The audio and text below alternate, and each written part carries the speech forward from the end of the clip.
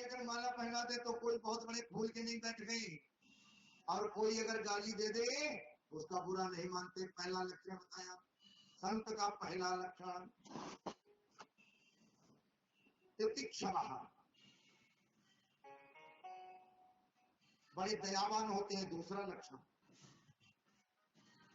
कपिल भगवान कहते हैं माता बहुत दयालु होते हैं। संत कभी संग्रह करेगा, संत जब भी दुखी होगा तो अपने लिए नहीं, संत हमेशा दुखी होगा दूसरे के लिए। पर दुख देख ही, पराये दुख को देख करके जो द्रवित हो वो संत है। और संत कभी अपने लिए संग्रह नहीं करेगा। कपिल भगवान ने जब मधुमक्खी को गुरु बनाया तो मधुमक्खी से क्या सीखा? टोनी भैया, महाराज दत्तात्रेय जी ने जब मधुमक्खी को गुरु बनाया तो मधुमक्खी से ये सीखा। इस मधुमक्खी ने छत्ता बनाया, छत्ता बना करके लेकर के आई, अनेकानेक पुष्पों का पराग इकट्ठा किया। अब जब छत्ता बड़ा हो गया, एक दिन बहेलिया आया और बहेलिये ने उस छत्ते को तोड़ा और लेकर के चला गया। क्या फायदा हुआ मधुमक्खी के संग्रह करने से? हाथ में लगा कुछ? बोले कुछ नहीं। ऐसे ही संत को कभी संग्रह नहीं करना चाहिए, नहीं तो है एक ना एक दिन यही हाल संतों का भी होगा। कोई ना कोई आएगा, हाथ पैर तोड़ के रख देगा और धन सब छीन ले जाएगा। इसलिए संतों को संग्रह नहीं करना चाहिए। लेकिन सबसे बड़ी विचित्र बात, आजकल बाबा तुलसीदास लिखते हैं तपस्वी धन बनते दरिद्र नहीं, कल को बेटाते न जाते।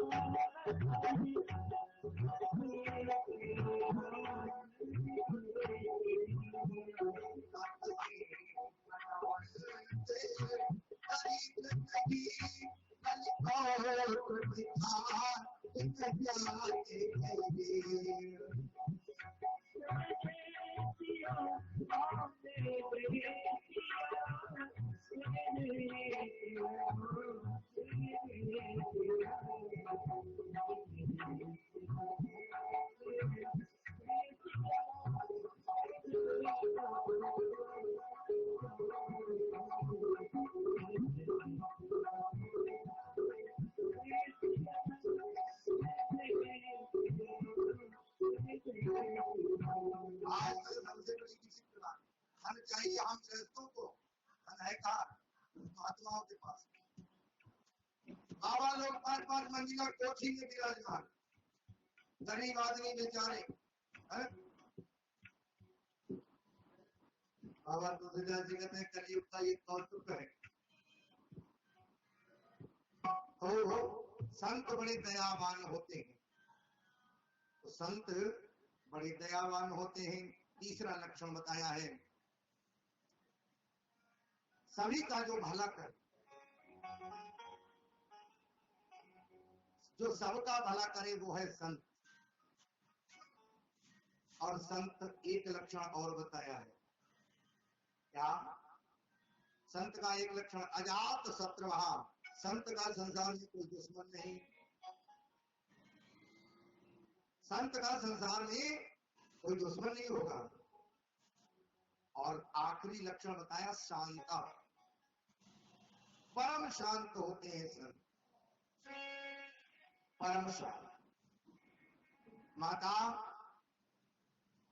जैसे एक जली हुई मोमबत्ती है और जली हुई मोमबत्ती से, और एक मोमबत्ती उसके पास में रखी है, एक जली है और एक बुझी है, तो अगर तो दूसरी मोमबत्ती को जलाना चाहोगे तो उस मोमबत्ती को जली हुई मोमबत्ती से लगाना पड़ेगा।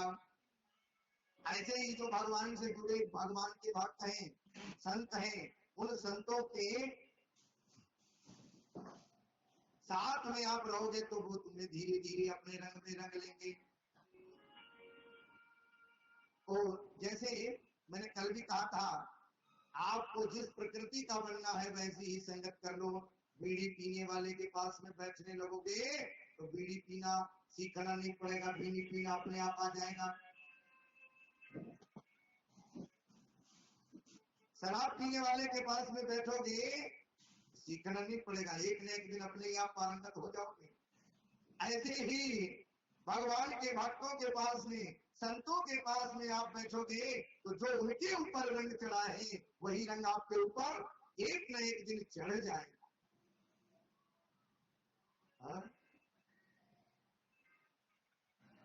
अच्छा बेटा एक बात बताओ, पूछो मां, भक्त कितने प्रकार के होते हैं? हाँ? अब सुन लो, हम लोग जो भक्ति करते हैं कपिल भगवान कहते हैं सुनो कैसे होते हैं भगत।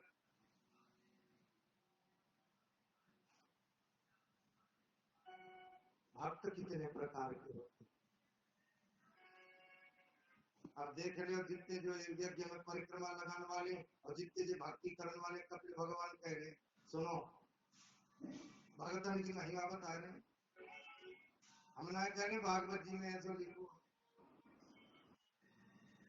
तब देवहूति ने पूछा, माता देवहूति ने पूछा भक्त कितने प्रकार के होते हैं? आप 3 प्रकार के, उत्तम मध्यम लघु।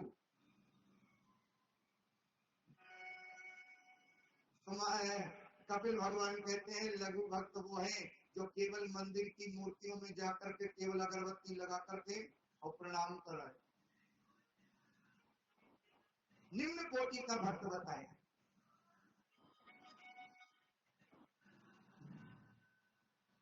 और हम लोगों के ऊपर ये भक्ति हमेशा सवार रहती है। देखो कैसे सावन को महीना आओ रोनी भैया ओम नमः शिवाय है बाल्टी शंकर जी के ऊपर, और तब तक बाल्टी जब तक शंकर जी को निमोनिया न हो जाए। बाकी बाद में थोड़े दिन के बाद भादव को महीना आएगा, जय कन्हैया लाल की, अब शंकर जी किनारे, अब कन्हैया जी आएंगे, जय कन्हैया लाल की। थोड़े दिन के बाद गणेश जी ने गणपति बप्पा मोरिया, कन्हैया जी किनारे, अब गणेश जी आएंगे। थोड़े दिन के बाद में नौ दुर्गा आएगी,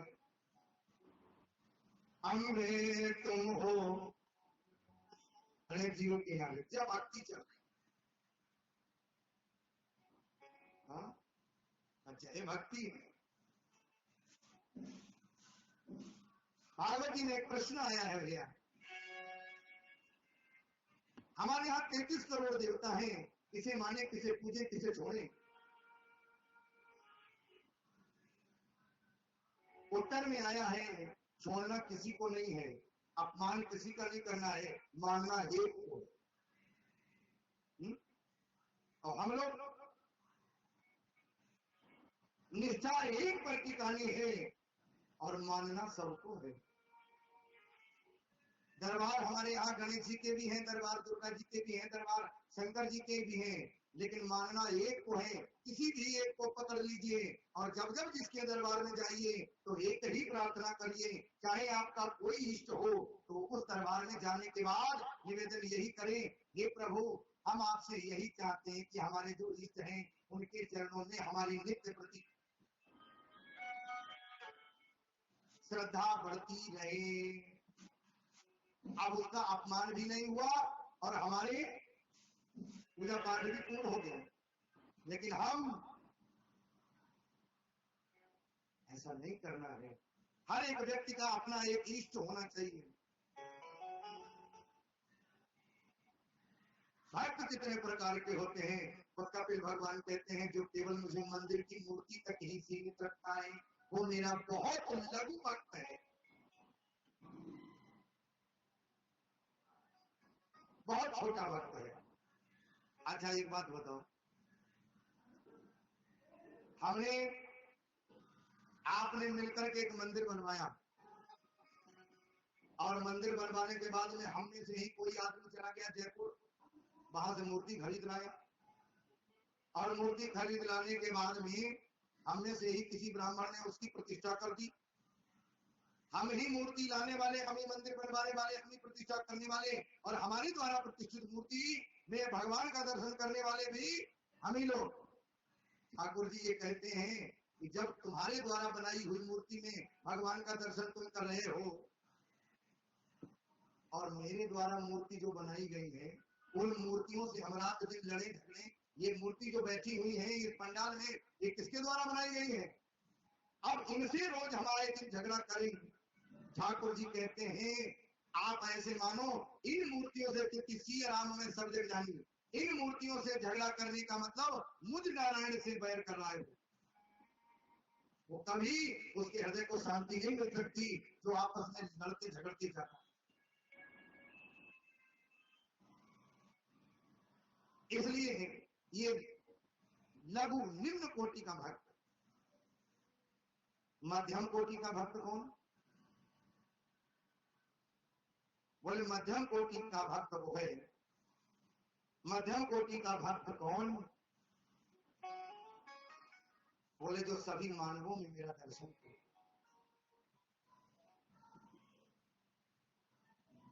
ये तो मध्यम कोटि का भक्त है। चलती फिरती मूर्तियों में जो मेरा दर्शन करे वो मेरा मध्यम भक्त है। और तीसरे नंबर का जो उत्तम कोटि का भक्त है वो बताए कौन? सिया राम चाहे ऊंट हो, कुत्ता हो, सुअर हो, कोई भी 84 लाख योनि का प्राणी हो, उन सब प्राणियों में जो मेरा दर्शन करता है वो मेरा उत्तम भक्त। सिया राम में सब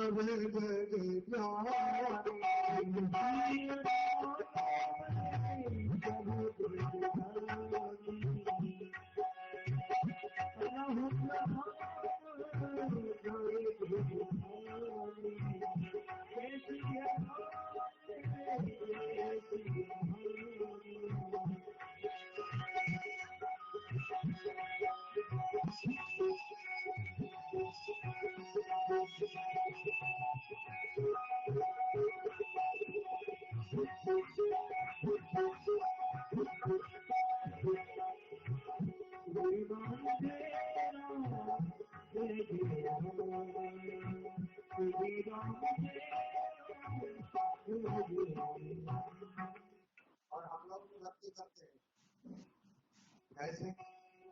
ऐसे एक बार एक आदमी मंदिर में पहुंच गया और मंदिर में जाने के बाद में ठाकुर जी से कही है ठाकुर जी हम भी कुछ आपको चढ़ाएं, आप हमारी कुछ इच्छा पूरी करो।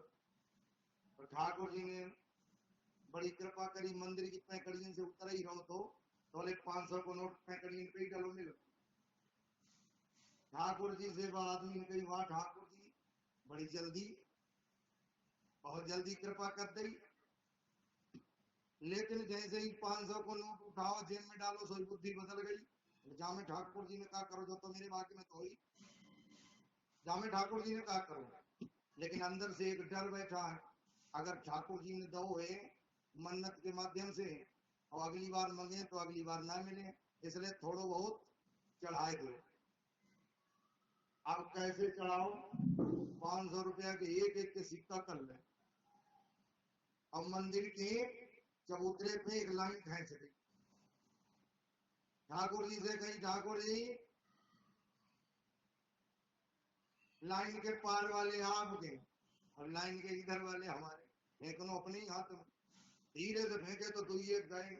आदमी बोलो वाह महाराज बड़ा संतोषी ठाकुर जी 2 रुपया ले हैं।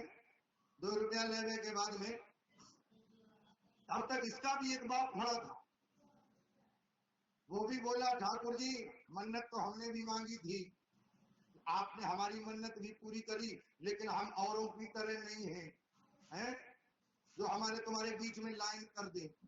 हमने भी आपकी पूजा की, आपने हमारी मन्नत पूरी की। सुना है ठाकुर जी आप कहीं ऊपर रहते हो तो जितना भी हमको फायदा हुआ हम ऊपर फेंक रहे हैं, तो ऊपर रह जाए वो आपके, नीचे आ जाए वो मेरे। ऐसे ऐसे भगत जी हैं।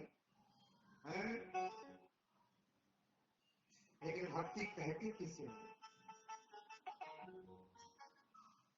असली भक्ति किसे कहते हैं? देखिए, आवाज बढ़ा लेना, आज कई बार तुमसे कहवे कर रही। प्रभु चाह मिलाने को भगवान की भक्ति कहते हैं।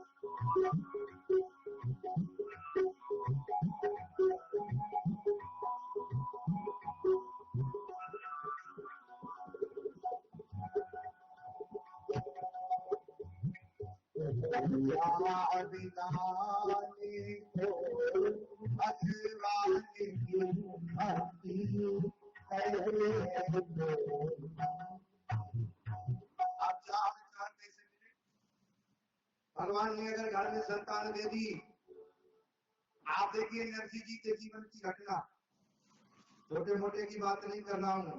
नरसिंह जी की जवान पत्नी भगवान ने ले ली। नरसिंह जी के शब्द क्या हैं? हे भगवान, तेरी भक्ति में ये सब बाधक है ना, इसलिए तूने ये मेरी पत्नी को ले लिया है, बड़ी कृपा है। बोलो कोई कहेगा है? तो नहीं रही है, कोई कहेगा आजकल अब की पत्नी चली जाए, रोज के घर आती है, ऐसा भगवान बनो रहा है अपने से कोई मतलब। नरसिंह जी के साथ, हे परमात्मा तेरी बड़ी कृपा है जो तूने अपनी भक्ति में ये बाधा बन रहे थे, तूने ले लिया। अधूर दिन के बाद में जवान बेटो ले लो। लेकिन नरसिंह जी के शब्द वही रहे कि तू नहीं चाहता कि तेरी भक्ति में ये सब बाधक बने, इसलिए तूने बेटा भी ले लिया, बड़ी मेरी कृपा। राजी है हम उसी में जिसने तेरी रचा। ये है भक्ति। ये जो अगरबत्ती वाली भक्ति है बहुत छोटी है। आंखों से बरसते हो परमात्मा के लिए दिन रात आंखों से आंसू निकले, अब आनंद है। अगरबत्ती से काम थोड़ी चलेगा। ये है आपकी कोई भक्ति। अगर आपके जीवन में, मैंने पहले दिन भी कहा था, जैसे माता माता तो तभी पूर्ण है जब तक उसके संतान नहीं हो जाती, उसी प्रकार आपके जीवन में अगर भक्ति है और ज्ञान नहीं है, वैराग्य नहीं है, तो भक्ति आपकी बात है, बेकार है। भक्ति करना, ऐसी भक्ति करना व्यर्थ है। माँ का मात्र तो जैसे बालक के बिना अपूर्ण है, वैसे भक्ति ज्ञान वैराग्य के बिना अपूर्ण है, बाहर है, बेकार है। भक्ति अगर करना है तो ज्ञान भी जीवन में चाहिए, और ज्ञान है तो वैराग्य भी आवश्यक है। केवल कोई भक्ति से काम चलने वाला नहीं है। कोई मेहमान आपके घर में आए हैं, केवल उसकी तारीफ करके अरे साहब आप बहुत अच्छे हैं, और खाने पीने को न दो, तो नहीं भैया। केवल अरे भैया आप तो बहुत अच्छे हैं, अरे क्या कहने आपसे, और चाय नाश्ता और खाना का चलो पूछ लो, ऐसी भक्ति है।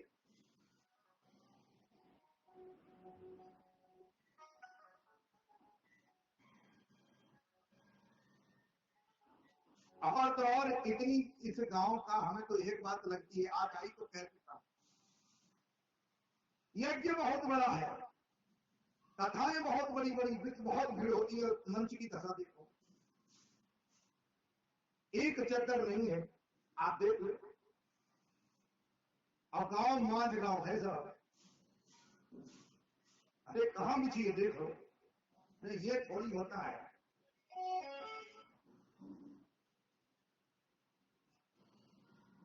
आप भक्ति कीजिए, थोड़ी कीजिए, लेकिन अच्छी कीजिए, आनंद आए, लगे कि हाँ कुछ हुआ है।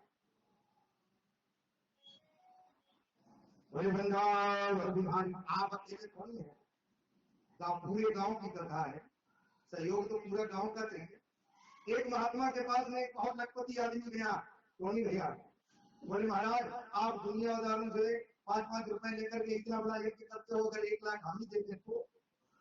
बोले नहीं चाहिए, हमें नहीं चाहिए। बोले आपका यज्ञ कितने में हो जाता है? बोले 50,000। बोले 1 लाख देते, बोले नहीं चाहिए। बोले 2 लाख ले लो, बोले नहीं चाहिए, हमें तो सबसे 1-1 रुपया चाहिए, हमें इकट्ठे 2 लाख नहीं चाहिए। आप बुरा मत मानना, ये सबकी कथा है तो सभी का सहयोग भी तो चाहिए। केवल ये यज्ञशाला में परिक्रमा लगाने थोड़ी, और भी तो कुछ है काम। यज्ञशाला में 4 बजे आकर के परिक्रमा लगा गए, उसके बाद भी तो कुछ और काम है। ये कथा किसकी है? कथा भी तो अभी की है। यहाँ भी तो आइए, देखिए, झाड़ा बुहारी कीजिए, केवल यही थोड़ी है।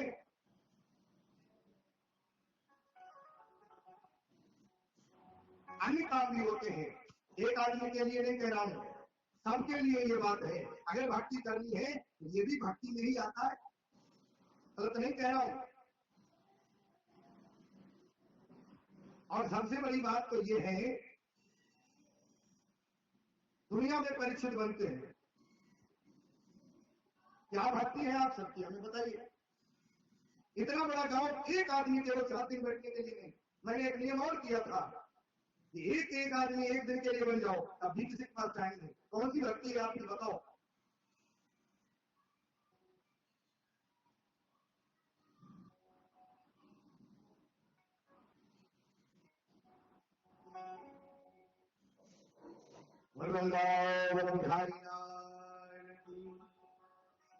वो भक्ति करना है, बुरा नहीं मानना, थोड़ी देर के लिए आवेश आ जाता है। हाँ, आपके पास इतना टाइम नहीं है, इतना बड़ा हमारी माता का ये सब कार्य हो रहा है, और हम सब उसके बच्चे हैं, और उसके बच्चे होने के नाते हमारा ये फर्ज बनता है कि हम साल में 1 बार कार्यक्रम करते हैं, तो कम से कम 1 बार तो बड़े आनंद के साथ में माता को समर्पित करें। और होता है इतना बड़ा, माता थोड़ी करने आएंगी, बच्चे हैं हम उनके, हमारी जिम्मेदारी है कि हम जो भी कार्य करें बड़े आनंद के साथ में करें।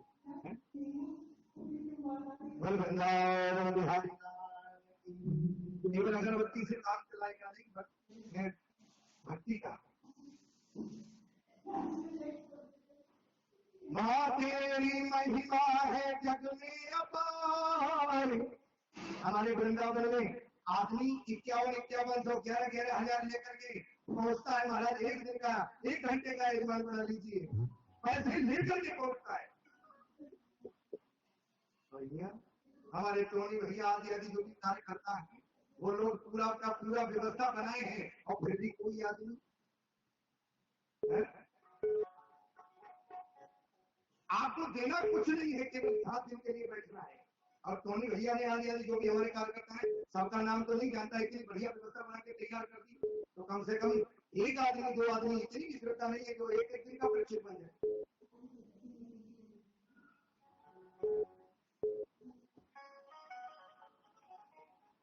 तेरी महिमा है जग में अपार, जग सारा तेरी करता पुकार, माता तो दया देवी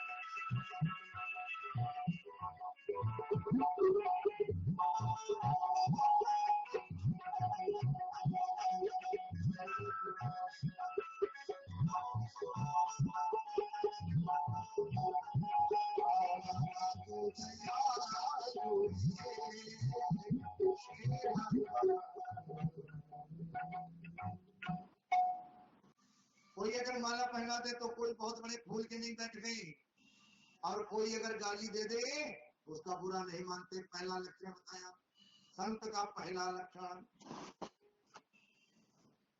तितिक्षमा, बड़े दयावान होते हैं। दूसरा लक्षण कपिल भगवान कहते हैं माता बहुत दयालु होते हैं। संत कभी संग्रह करेगा, संत जब भी दुखी होगा तो अपने लिए नहीं, संत हमेशा दुखी होगा दूसरे के लिए। पर दुख देख पराये दुख को देख करके जो द्रवित हो वो संत है। और संत कभी अपने लिए संग्रह नहीं करेगा। कपिल भगवान ने जब मधुमक्खी को गुरु बनाया तो मधुमक्खी से क्या सीखा? क्यों भैया? महाराज दत्तात्रेय जी ने जब मधुमक्खी को गुरु बनाया तो मधुमक्खी से ये सीखा। इस मधुमक्खी ने छत्ता बनाया, छत्ता बना करके लेकर के आई, अनेक पुष्पों का पराग इकट्ठा किया। अब जब छत्ता बड़ा हो गया, एक दिन बहेलिया आया और बहेलिये ने उस छत्ते को तोड़ा और लेकर के चला गया। क्या फायदा हुआ मधुमक्खी के संग्रह करने से? हाथ में लगा कुछ? बोले कुछ नहीं। ऐसे ही संत को कभी संग्रह नहीं करना चाहिए, नहीं तो है एक ना एक दिन यही हाल संतों का भी होगा। कोई ना कोई आएगा, हाथ पैर तोड़ के रख देगा और धन सब छीन ले जाएगा। इसलिए संतों को संग्रह नहीं करना चाहिए।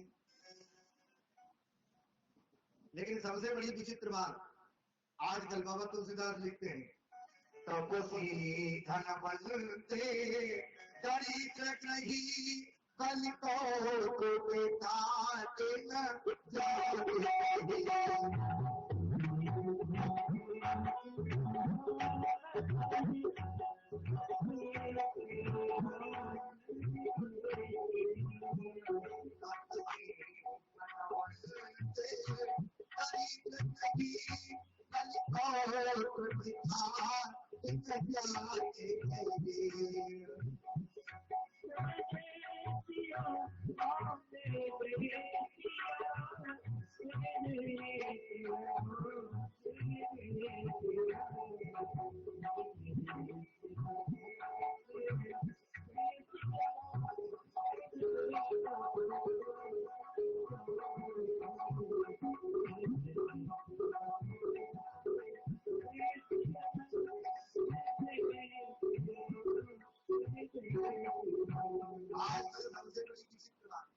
चाहिए हम श्रेष्ठों को, है का महात्माओं के पास। बाबा लोग 5-5 मंजिला कोठी में विराजमान, गरीब आदमी बेचारे। बाबा तुलसीदास जी कहते हैं कलयुग का ये कौतुक है। तो संत बड़े दयावान होते हैं, तो संत बड़े दयावान होते हैं। तीसरा लक्षण बताया है, सभी का जो भला कर, जो सबका भला करे वो है संत।